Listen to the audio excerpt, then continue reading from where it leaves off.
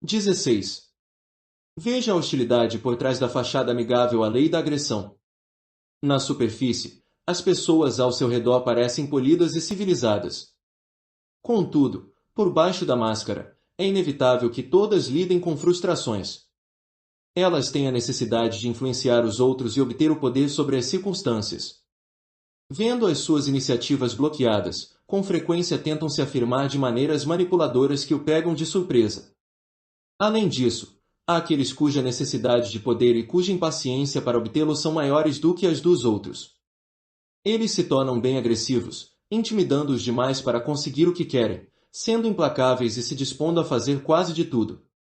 Você precisa se transformar num excelente observador dos desejos agressivos insatisfeitos dos indivíduos, prestando atenção especial aos passivo-agressivos e aos agressores passivos em nosso meio. É preciso reconhecer os sinais dos padrões de comportamento do passado, a necessidade obsessiva de controlar tudo no ambiente que indicam os tipos perigosos. Eles dependem de torná-lo emocional com medo, raiva e incapaz de pensar direito. Não lhe ceda esse poder. No que diz respeito à sua própria energia agressiva, aprenda a domá-la e canalizá-la para propósitos produtivos, afirmando-se, atacando os problemas com energia persistente, realizando grandes ambições. O agressor sofisticado.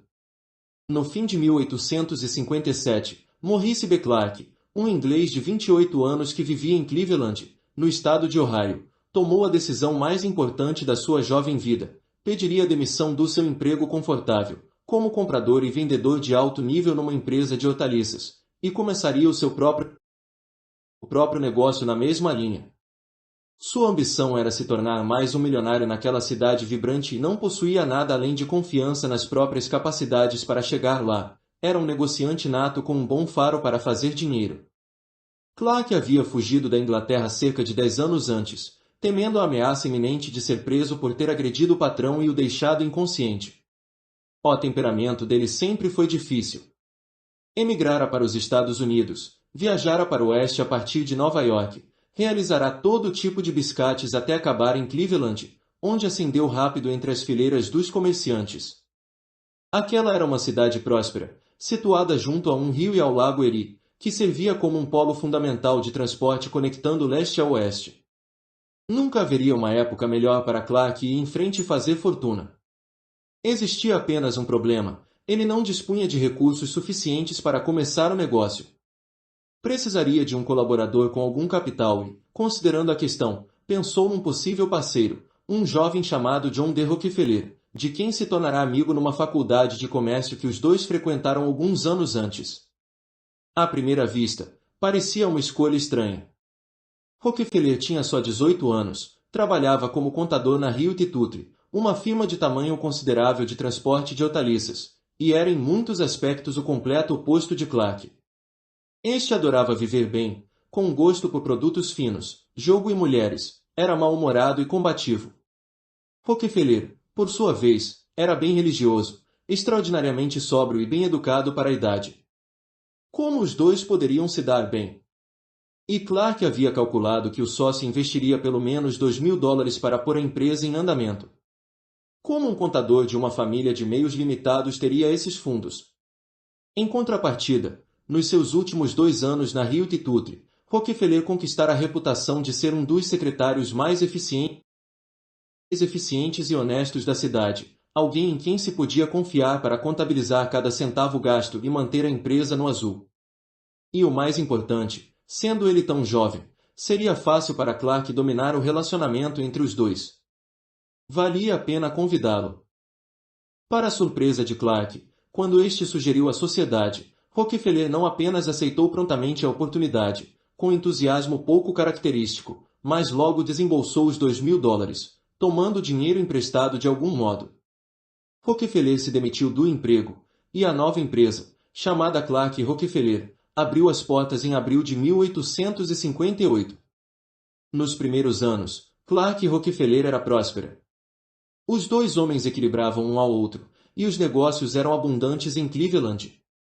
Com o passar do tempo, porém, Clark começou a se sentir cada vez mais irritado com o jovem, e a sentir até um leve desprezo por ele.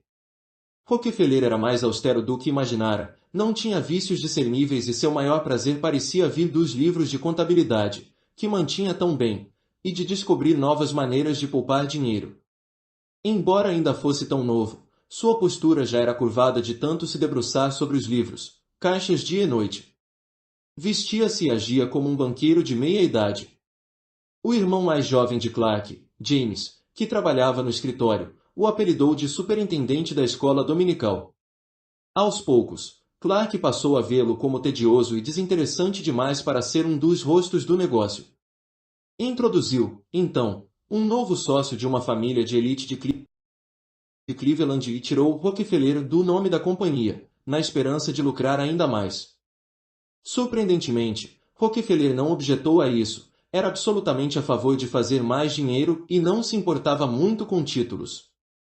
A empresa de hortaliças prosperava, mas logo se espalhou por Cleveland a notícia de que havia uma nova mercadoria que poderia provocar na região o equivalente a uma corrida do ouro, a descoberta recente de ricas veias de petróleo na área próxima do oeste da Pensilvânia.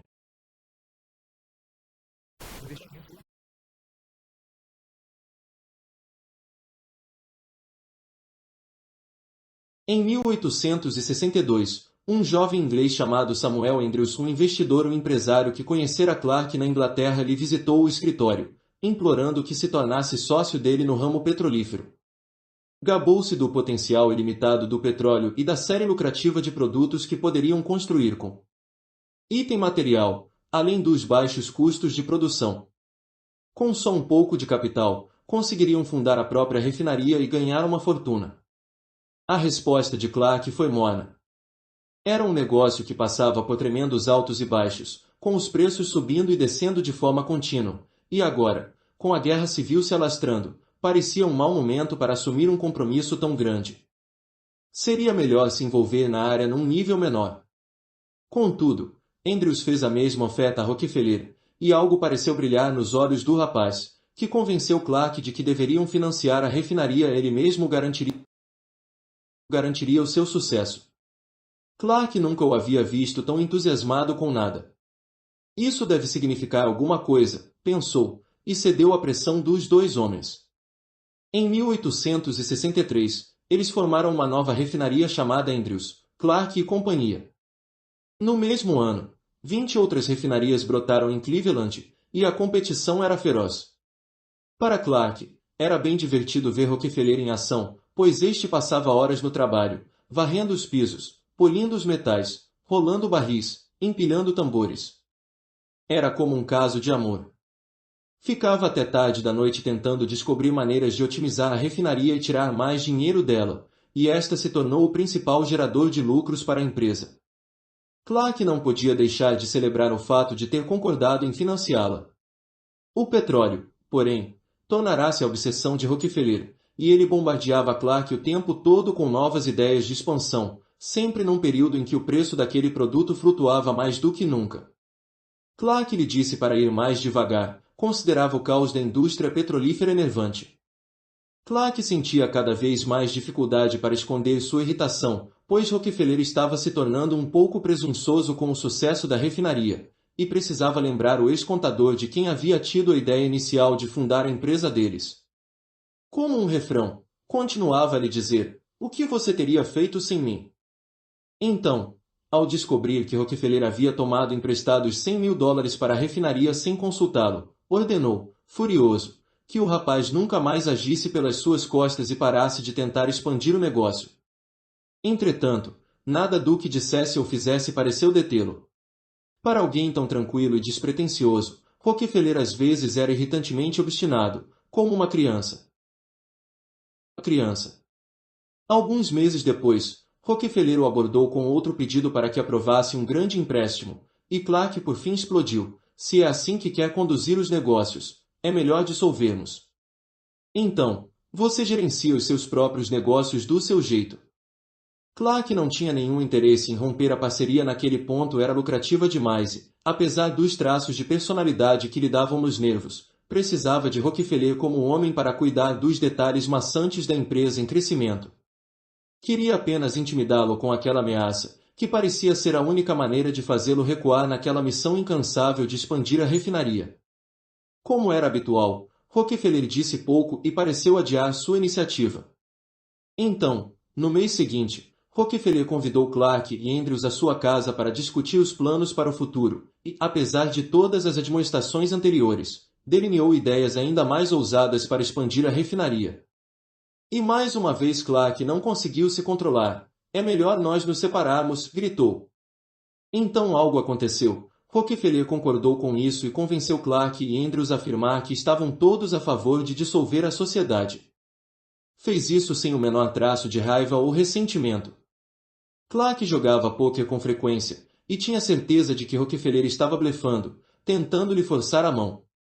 Caso se recusasse a ceder ao desejo do jovem de expandir o negócio, Rockefeller teria de recuar. Ele não tinha como prosseguir sozinho, precisava mais de Clark do que Clark precisava dele. Rockefeller seria forçado a compreender que se precipitara e pediria para retomar a parceria. Quando fizesse isso, seria humilhado. Clark poderia estabelecer os termos e exigir que ele seguisse as suas instruções. Para o seu espanto, porém, no dia seguinte Clark leu no jornal local o anúncio da dissolução da empresa, e era óbvio que o próprio Rockefeller publicara o aviso. Quando confrontou mais tarde naquele dia, Rockefeller respondeu com calma que estava apenas pondo em ação o que haviam concordado no dia anterior, que aquilo fora ideia de Clark, para início de conversa, e que pensava que este tinha razão. Sugeriu que eles fizessem um leilão e vendessem a empresa pela maior oferta. Algo nas maneiras desinteressadas e pragmáticas dele era enlouquecedor. Àquela altura, concordar com o leilão não era a pior opção. Clark poderia fazer uma oferta maior e se livrar de uma vez por todas daquele revista insuportável.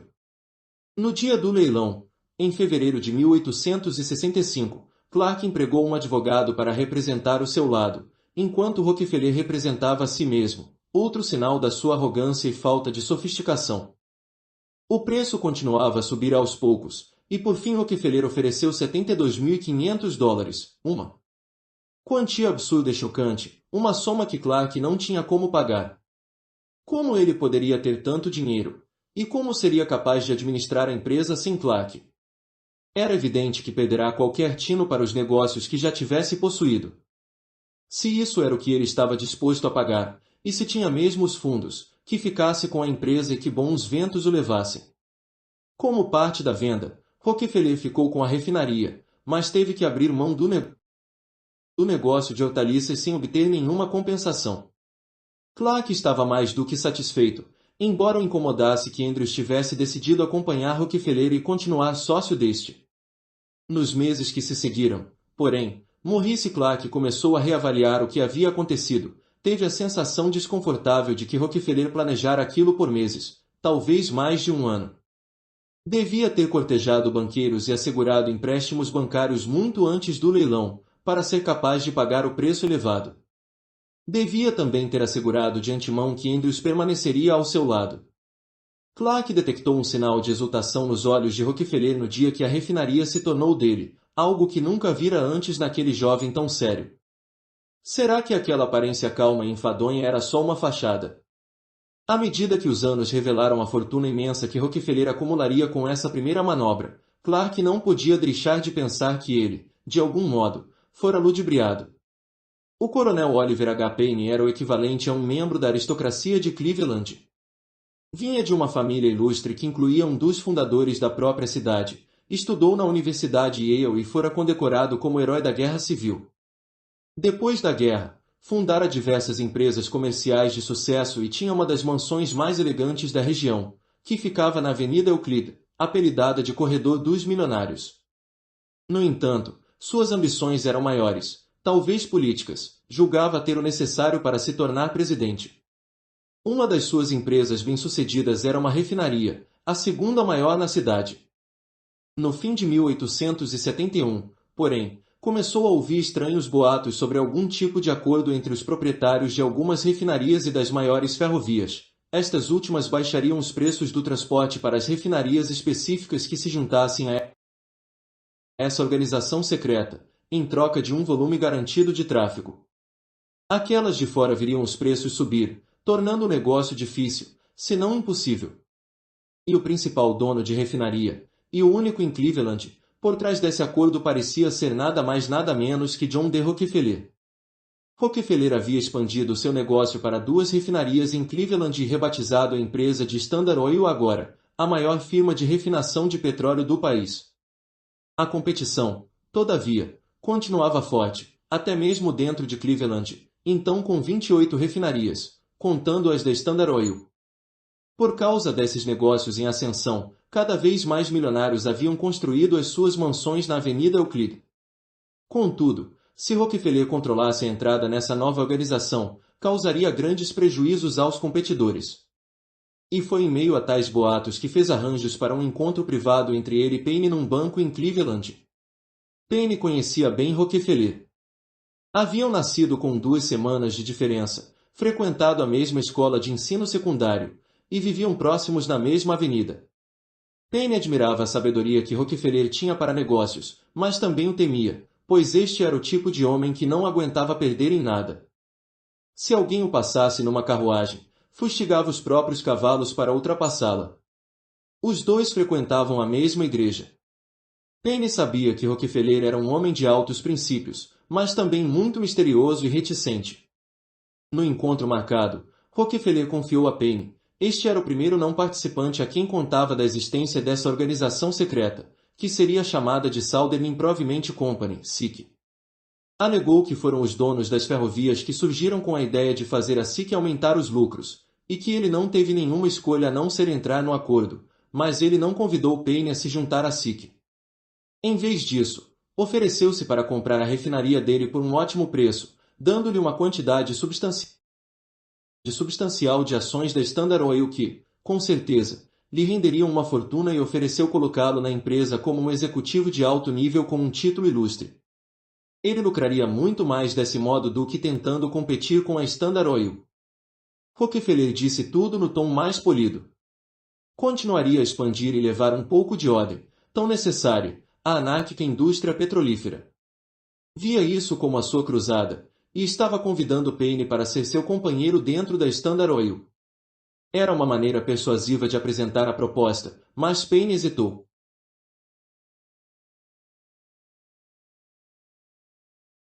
Ele tinha momentos de exasperação ao lidar com essa indústria imprevisível, mas não pensara em vender a refinaria. Aquilo era tão repentino. Percebendo-lhe a indecisão, Rockefeller lhe deu um olhar de grande simpatia e lhe ofereceu a oportunidade de examinar os livros-caixas da Standard Oil, para convencê-lo da futilidade da resistência. Payne não tinha como recusar a oferta, e o que viu?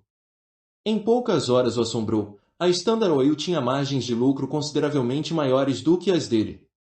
Ninguém suspeitara do quanto a Standard Oil estava à frente das empresas rivais. Para Payne, aquilo era o suficiente, e ele aceitou a oferta de Rockefeller.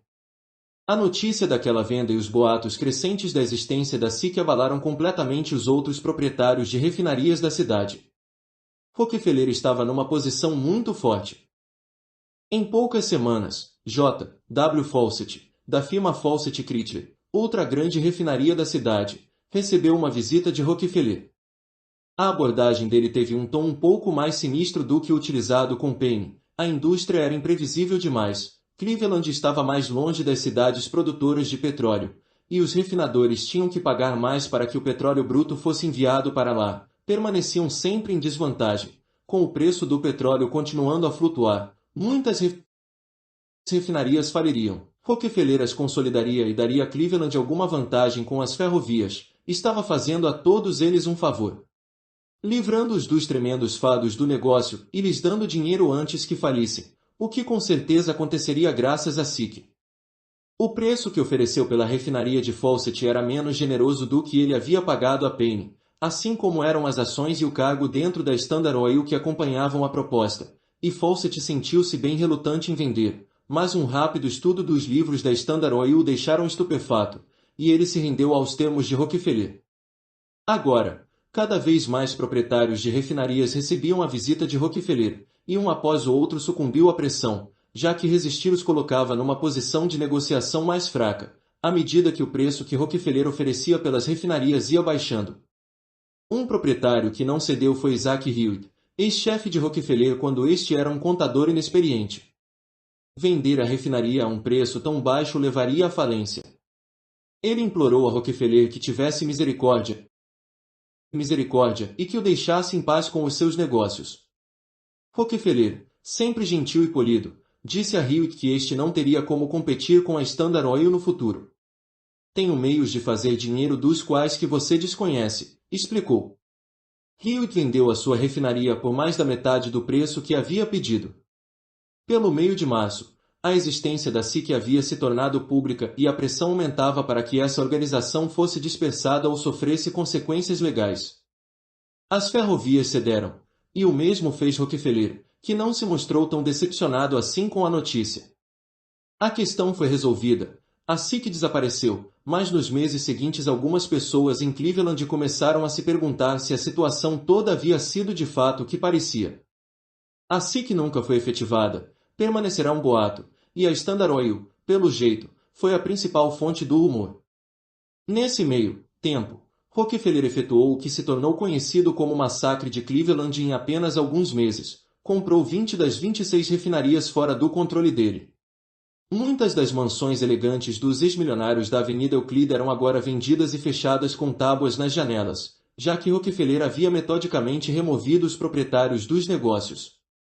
Agira como se as ferrovias estivessem por trás de todas as decisões da SIC, mas talvez tivesse sido o contrário. Nos anos que se seguiram, os empresários da indústria ferroviária começaram a ter grandes receios em relação ao poder crescente da Standard Oil. Depois do massacre de Cleveland, Rockefeller empregou as mesmas táticas contra outras refinarias em Pittsburgh, Filadélfia e Nova York. O método era sempre o mesmo: mirar primeiro nas maiores refinarias em cada cidade, mostrar os livros-caixas, que eram agora ainda mais impressionantes, conseguir que alguns peixes grandes se rendessem e incutir o pânico nos outros. De maneira impiedosa, vendia os próprios produtos a preços bem inferiores aos daqueles que resistiam, expulsando os concorrentes do mercado. Em 1875, Rockefeller controlava todos os principais centros de refinação dos Estados Unidos e monopolizava, na prática, o mercado mundial de querosene, o principal produto que se utilizava na iluminação. Esse poder lhe deu muito mais vantagem sobre os preços das ferrovias, mas, para piorar a situação, começara a dominar os negócios relativos aos oleodutos, que era outra maneira de transportar petróleo. Rockefeller construiu uma série de oleodutos por toda a Pensilvânia e obteve o controle de várias ferrovias que ajudavam a transportar o petróleo pelo resto do caminho até a costa leste, o que lhe rendeu a sua própria rede de transporte. Se continuasse desimpedido nessa campanha, a sua posição seria inexpugnável. E ninguém temia mais esse prospecto do que Tom Scott, presidente da Pennsylvania Railroad, na época a maior e mais poderosa corporação do país. Scott levará uma vida de grande distinção. Durante a Guerra Civil, servirá como secretário assistente de guerra de Lincoln, encarregado de garantir o funcionamento regular das ferrovias em auxílio às forças do Norte. Como diretor da Pennsylvania Railroad, tinha ambições de continuar expandindo o alcance da empresa, mas, como Rockefeller lhe bloqueava o caminho, era hora de partir para a batalha contra a Standard Oil. Scott possuía todos os recursos necessários para derrotar Rockefeller, e tinha um plano. Nos últimos anos, em antecipação às manobras de Rockefeller, havia construído a sua própria rede gigantesca de oleodutos que operaria em conjunção com a ferrovia para transportar o petróleo às refinarias. Aumentaria a construção de novos oleodutos e compraria as novas refinarias que surgissem, criando a sua própria rede rival, garantindo à sua ferrovia negócios suficientes para deter o progresso de Rockefeller, e trabalhando, em seguida, para enfraquecê-lo ainda mais. Contudo, quando o que ele estava fazendo se tornou claro, a resposta de Rockefeller foi totalmente inesperada e bem chocante. A Standard Oil fechou quase todas as suas refinarias na Pensilvânia, deixando aos oleodutos e ferrovias de Scott praticamente nenhum petróleo para transportar. Se conseguiam algum petróleo, Rockefeller vendia o dele a preços bem mais baixos a quaisquer refinarias fora do próprio sistema, sem parecer se importar com quantos preços cairiam. Ele também tornou difícil para Scott adquirir o óleo de que a empresa precisava para lubrificar os motores e as rodas dos trens. A Pennsylvania Railroad havia se sobrecarregado nessa campanha e perdia dinheiro rapidamente, mas Rockefeller tinha que estar perdendo na mesma medida. Era como se seu objetivo fosse um suicídio mútuo. Scott havia avançado demais para recuar dessa guerra, por isso se concentrou em cortar custos, despedindo centenas de funcionários e reduzindo os salários dos que permaneceram. Os empregados de Scott revidaram com uma greve geral dos ferroviários, que logo se tornou violenta e sangrenta, com trabalhadores espalhados pelo estado destruindo milhares de vagões de carga da Pennsylvania Railroad. Scott retaliou de forma brutal, mas a greve persistiu e os acionistas da Pennsylvania Railroad se mostraram cada vez mais nervosos. Enquanto isso, Rockefeller parecia despreocupado e continuou com a campanha de pressão, como se não tivesse nada a perder. Scott estava farto. De algum modo, Rockefeller conseguia absorver aquelas perdas colossais, mas ele não. O dinheiro havia literalmente se esgotado. Ele não apenas concordou em dar fim à campanha, mas teve que vender a Rockefeller a maior parte das suas refinarias, tanques de armazenamento, navios a vapor e oleodutos. Scott nunca se recuperaria dessa derrota humilhante e repentina. Um ano mais tarde, sofreu um derrame e, poucos anos depois, morreu aos 58 anos. Embora parecesse que o controle de Rockefeller sobre a indústria petrolífera fosse agora completo, um empresário e engenheiro chamado Byron Benson teve uma ideia sobre como abrir um buraco naquele império em expansão.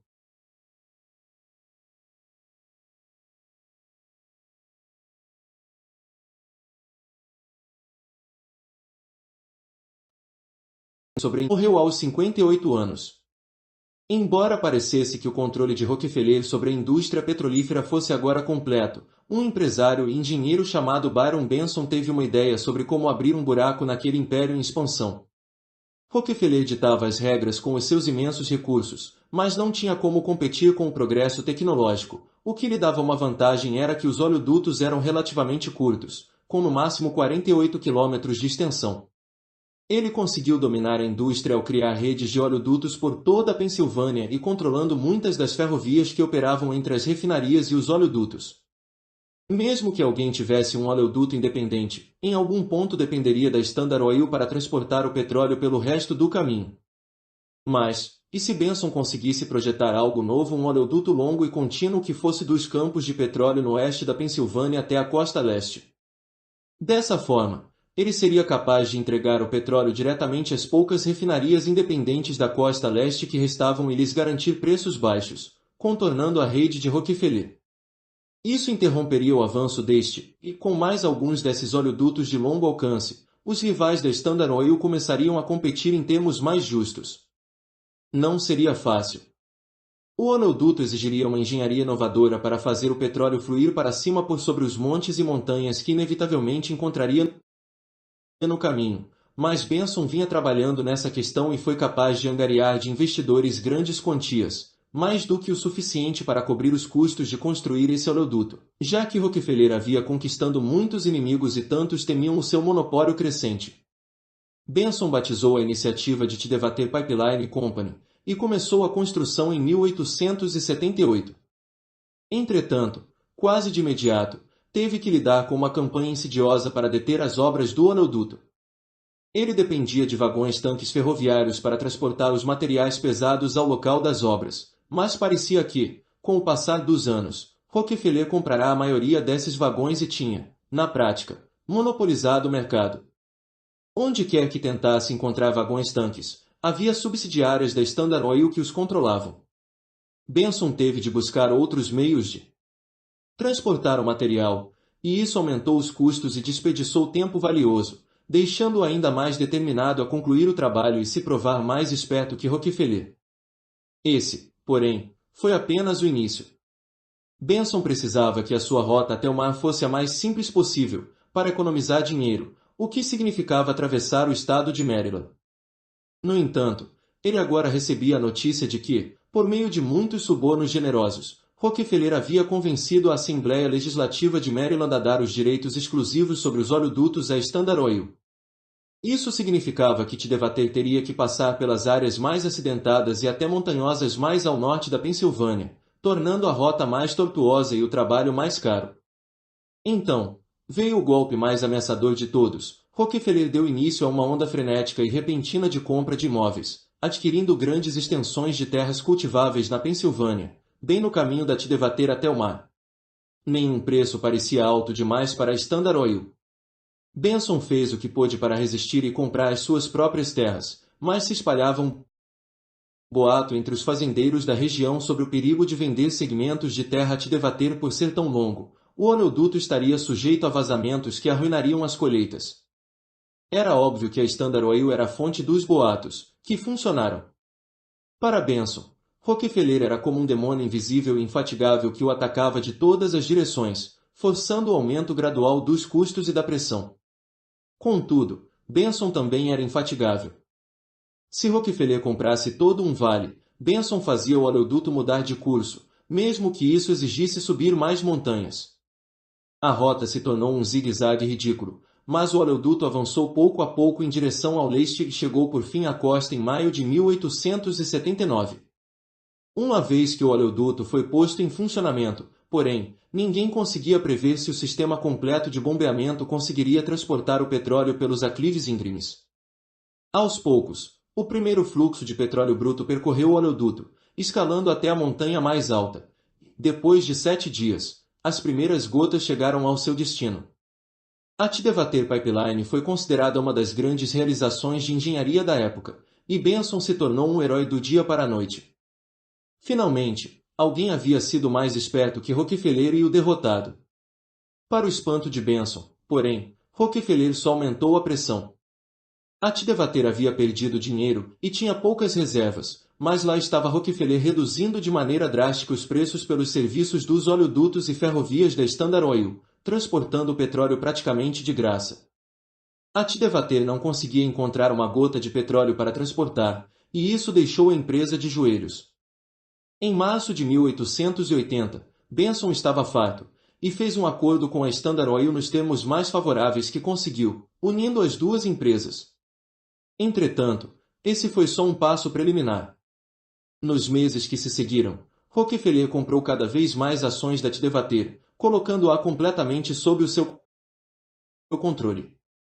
Como tantos outros antes dele, ao tentar lutar contra Rockefeller, Benson só o tornou mais forte e mais invencível. Como alguém poderia ter qualquer esperança de lutar contra uma força tão indomável? Na década de 1880, a procura por querosene para iluminar residências e escritórios explodiu, e Rockefeller controlava o mercado. E, em cidades grandes e pequenas por todo o país, varejistas e donos de mercearias começaram a notar um novo sistema revolucionário introduzido pela Standard Oil. A empresa estabelecera tanques de armazenagem em todos os cantos dos Estados Unidos e financiara vagões-tanques para transportar o querosene para quase todas as regiões. Os vendedores da Standard Oil não apenas forneciam pessoalmente o querosene às lojas, mas também iam de casa em casa, vendendo aquecedores e fogões direto aos moradores, aos menores preços. Isso ameaçou os negócios de muitos varejistas locais, os quais, quando protestaram, ouviram dos representantes da Standard Oil que dariam fim a essa prática se eles vendessem exclusivamente os produtos da Standard Oil. Para os que recusavam, a Standard Oil abria a sua própria mercearia na área e, com preços baratos, levava à falência os donos de loja que se rebelavam. Em algumas áreas, os varejistas furiosos se voltaram a empresas rivais, como a Republic Oil, que se especializava em vender aos que detestavam Rockefeller. Mal sabiam eles que a Standard Oil era, em segredo, proprietária da Republic Oil. Com todas essas práticas, Rockefeller criará um número cada vez maior de inimigos, mas nenhum deles era tão obstinado e fanático quanto George Rice, um homem que havia conseguido manter uma pequena refinaria independente no estado de Ohio e tentado fazer congressistas investigarem as práticas da Standard Oil. Publicou um boletim informativo chamado Black Death, Morte Negra, que compilava todos os artigos sobre escândalos em torno de Rockefeller. Para encontrar, de algum modo, uma forma de lucrar e esnobar Rockefeller, decidiu viajar pessoalmente e vender o próprio querosene em diversas cidades, contornando o novo sistema que havia monopolizado o mercado. Era difícil de imaginar que a Standard Oil pudesse se importar com ele. A quantidade de querosene que estava tentando vender era minúscula e o seu sucesso era bem limitado. Entretanto, quando conseguiu que um varejista em Louisville lhe comprasse meros 70 barris de querosene, descobriu de repente que a ferrovia que concordara, enquanto ele estava na estrada, em transportar o seu produto, agora se recusava a cumprir o combinado. Rice sabia quem estava por trás disso, mas conseguiu encontrar outro meio, mais caro, de obter os carregamentos de querosene. Passou para outra cidade perto de Louisville, apenas para descobrir um vendedor da Standard Oil que havia se antecipado à presença de Rice e oferecido preços mais baixos. Rice se viu empurrado para locais cada vez menores ainda mais ao sul, mas novamente os homens da Standard Oil lhe bloquearam o caminho, e logo ele não conseguia vender nem mais uma gota. Era como se houvesse espiões por todos os cantos lhe rastreando o progresso. No entanto, mais do que isso, Rice sentia a presença ubíqua do próprio Rockefeller, que por certo sabia da sua pequena campanha e havia decidido esmagar o menor dos competidores a todo custo. Por fim, compreendendo de verdade o que estava enfrentando, Rice desistiu da luta e voltou para casa. No início da década de 1900, depois que Rockefeller havia renunciado à liderança da Standard Oil, ele começou a fascinar o público norte-americano. Ele era de longe o homem mais rico no mundo, o primeiro bilionário do planeta, mas as histórias sobre como conduziu as suas batalhas e sobre o monopólio que construíra levavam as pessoas a lhe questionar o caráter. Era um recluso notório, e poucos sabiam algo de concreto a seu respeito. Então, alguns dos seus inimigos iniciaram uma série de processos legais para quebrar o monopólio da Standard Oil. Rockefeller foi forçado a testemunhar e, para o espanto do público, não se parecia em nada com o demônio que imaginaram. Como um repórter escreveu num jornal, ele parece a encarnação da doçura e da luz. É impossível lhe perturbar a serenidade. Às vezes, as suas maneiras eram levemente reprovadoras, em outras, ternamente persuasivas, mas nunca revelou mau temperamento ou irritação. À medida que Rockefeller emergia como o filantropo mais generoso do mundo, e que o público passava a apreciar o querosene barato que fornecia, as pessoas mudaram de opinião sobre ele. Afinal, como acionista majoritário da Standard Oil, ele tinha imensa influência, e havia concordado em quebrar o monopólio da empresa. Mal sabiam elas que, por trás dos panos, atuava como sempre fizera, encontrando brechas nas leis, mantendo o monopólio por meio de acordos secretos e continuando no controle. Ele não permitiria que ninguém lhe bloqueasse o caminho, e isso com certeza incluía o governo. Interpretação: a